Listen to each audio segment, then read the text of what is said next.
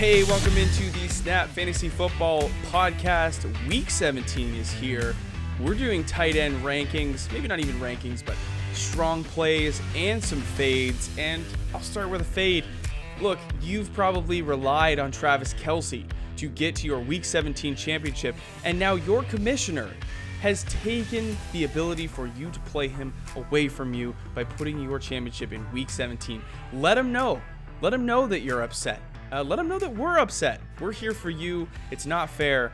And this is why Week 17 championships are the worst. But, Landon, where do Travis Kelce owners go this week? Who are people that they can pick up off the waiver wire, put into their lineups, and hopefully get enough to secure the championship trophy? Number one, Mac, you should check to see if Jared Cook is available on your waiver wire. He was a play for me last week. They get the Carolina Panthers. The New Orleans Saints still need to win, so I think Jared Cook should be a play, but he's pretty owned right now. So if I'm going to go deeper down to the well, Irv Smith Jr. is on fire lately. He's been scoring touchdowns at a massive rate, and that's all you can ask for tight end position. They play Detroit, and Detroit gives it up to tight ends. They give it up to running backs, wide receivers, quarterbacks. They like to give the fantasy points aplenty, so Detroit is a perfect matchup for Irv Smith to potentially have a multi-touchdown game, let's be honest. Yeah. I think that Logan Thomas is a strong start for you this week. He's probably available on your waivers. I scooped him up last week in a Week 16 championship, played him over Dallas Goedert and Evan Ingram, and the target volume for Logan Thomas in back-to-back games is 13, 14 targets. I think he was 14 targets last week, and Week 15 he was 15 targets. The guy's just getting hyper-targeted, and Dwayne Haskins no longer a part of the offense. It's, what's his name, Heineke? I thought it was a beer. I thought Heineken was a beer, but apparently a quarterback too. But yeah, Logan Thomas, if I was a Travis Kelce owner, is a place that I would go because I don't think Robert Tunyon's going to be available. Mike Gesicki might be available. That's another name. The Dolphins playing the Bills can get into the dance if they can take care of the Bills, and the Bills don't really have much to play for. It's either going to be the 2 or the 3 seed for them. So Gesicki or Logan Thomas are two strong plays if you're the Kelce owner that needs to find a replacement. If you want to go deep diving some more, Dalton Schultz and Tyler Higbee. You know what? Stay away from Tyler Higbee. They have a backup quarterback. You don't want to rely on a stagnant offense for the LA Rams. But Dalton Schultz, the Dallas Cowboys, need to win again. And it's no secret they have some elite pass catchers there, but Dalton Schultz has, that touchdown equity. It's kind of gross. He really has only maybe a 35-yard ceiling. Tight end's gross, guys, but Dalton Schultz has a touchdown potential because I'm projecting them to score quite a few points against the Giants. Goes without saying that your Darren Wallers, Mark Andrews, George Kittles are locked and loaded plays this week. All teams here are going to be in play. The Niners and the Raiders don't have much to play for, but those Baltimore Ravens can get in with a win over Cincy. Mark Andrews should be heavily involved. Darren Waller should be heavily involved. And George Kittle, on a snap count or not, is productive when on the field. And if that's going to be C.J. Beathard, his quarterback from college, if they're going to give Josh Rosen a look, it doesn't matter. George Kittle will be very, very relevant.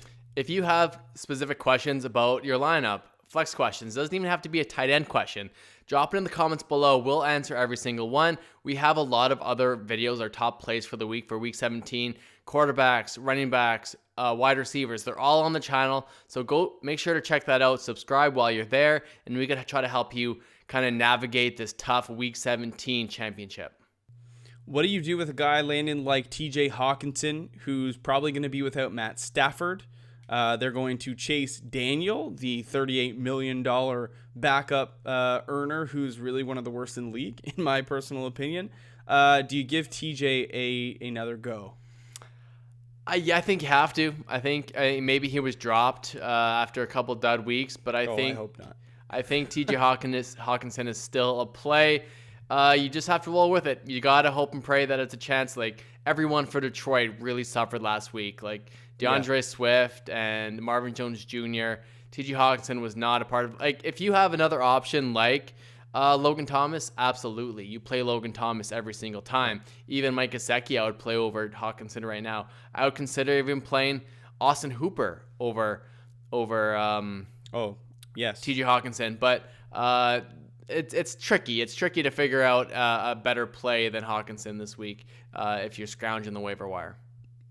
I think given the complexity of the outcomes here in the NFC East, with if Washington wins, they automatically win the division, whereas if they lose, then it's the winner of either the Giants or the Cowboys. Those three teams are going to be very competitive, and Philly's going to try to play spoiler and cause the chaos. Evan Ingram, with Daniel Jones back under center, has seen an increase in target volume. He had 6 receptions last week for about 50 yards.